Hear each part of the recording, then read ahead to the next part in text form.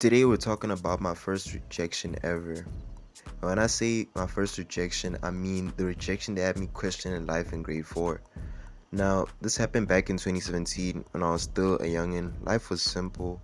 My biggest worry was like homework, cartoons, and whether I'd get to choose the soccer team during break. So, there was this girl in my class. For the sake of the story, let's just call her Yellow Mamba. Not because she was dangerous or anything, but because young me thought her face was kinda shaped like a snake, not gonna lie. Looking back, grade 4 me was a professional hater for some absolute no reason. Anyways, Yellow Mamba was a light-skinned Zulu around my height. She was genuinely one of the sweetest girls I've ever met. Crazy thing is that my crush on her didn't start in 4th grade. This crush started all the way back in grade 3 when she first arrived at the school. The moment I saw her, I was convinced I had found a soulmate. Meanwhile, we were like 9 years old. I didn't know what a soulmate was. I barely knew my multiplication tables, but in my head, I was already planning our future. Every day, I'd find excuses to talk to her. Every day, I'd look at her direction. Every day, I'd tell myself, today is the day. Then I'd get scared and do absolutely nothing. For a whole year, finally Valentine's arrives, and I decided enough was enough. It's time. I was either going to become a champion or become a victim. There was no in between. So I got myself a Kit Kat, the finest grade 4 gift budget you can get. I remember holding that Kit Kat like it was an engagement ring, bro. My heart was beating faster than a taxi driver late for work. My hands were shaking. My stomach was weak. But I was walking up to her anyways. I looked her in the eyes, held out the Kit Kat and said, "Would you be my Valentine's?" Guys, the response came quicker than lightning. She looked at me and said no. That's it. No explanation, no paragraph, no maybe, no let me think about it, just no.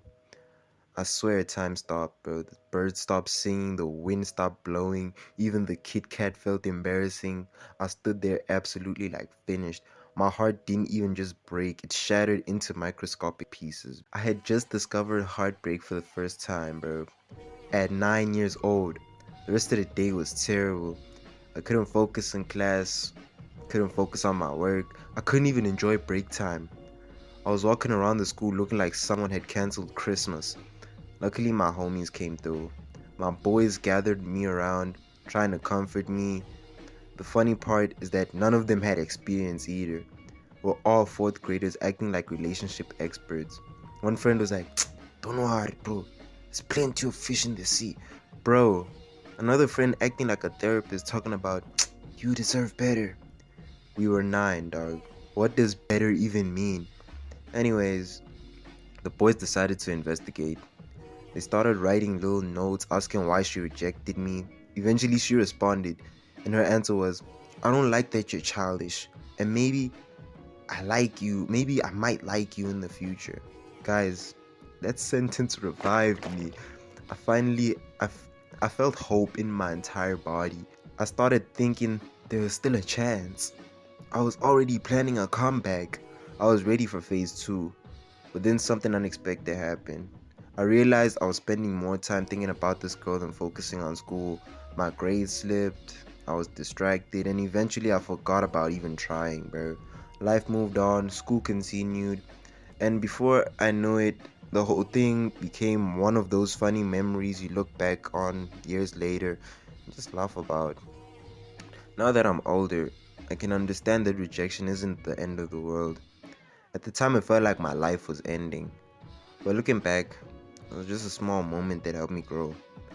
Moral of the story: not everybody you like is going to like you back, and that's okay. Rejection doesn't mean there's something wrong with you. Sometimes people just don't feel the same way, and life goes on. Don't spend so much time chasing one person that you forget about your goals, your schoolwork, and your growth. Most importantly, never put your entire future on a single Kit Kat. If you enjoyed this story time, make sure you like, subscribe, comment, and yeah, it's your boy.